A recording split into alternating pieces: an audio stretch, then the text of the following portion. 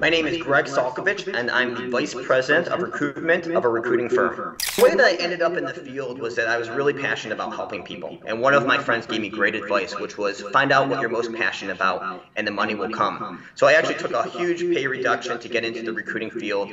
My whole background is in packaging sales, and not a lot of recruiting companies wanted to hire a packaging salesperson. So I found a gentleman who was a one-person company. I said, why don't we form a recruiting division? So I co-founded that division. And then in about 6 years, we grew to over 50 employees, and we were actually on the Inc. 5000 for fastest growing companies for the last 2 consecutive years.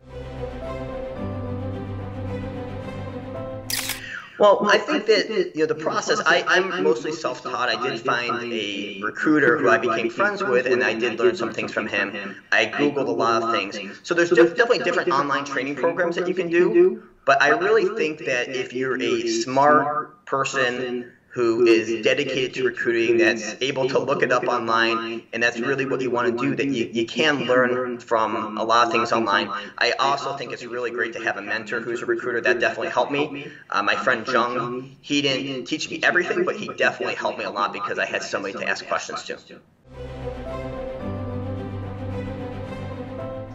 On a daily basis, it is a grind, and that's the biggest piece of advice I give to anybody looking to get into recruiting. A lot of people want to get into recruiting because they think it's fun, and it is fun, but I mean, you're just dealing with so many different people interviewing. They're in different stages of the process. They're calling you early hours, they're calling you late hours, they're calling you on the weekend.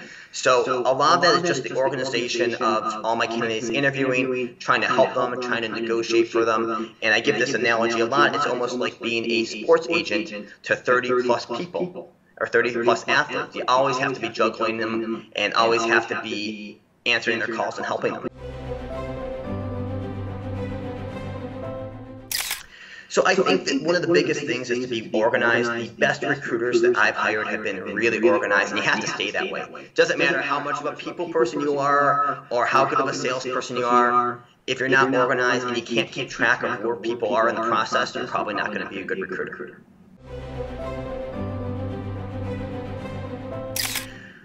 I would say even over the last 5 years, technology has been a huge piece and has really improved the recruiting industry. And I get this question asked a lot, is people will say, will technology ever replace recruiters? And I always say, no, because you're always going to need that human element and that human touch.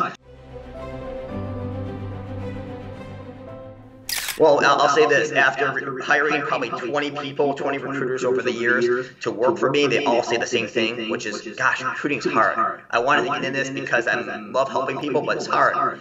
And I think they would also say it's still really rewarding. But I would just tell anybody, be ready for long hours, be ready for hard work, and there's a ton of reward to it. But if you're looking to work a 9 to 5 and having a cushy job, I would say it's not for you. It's quota-driven, it's number-driven, very much like a sales position.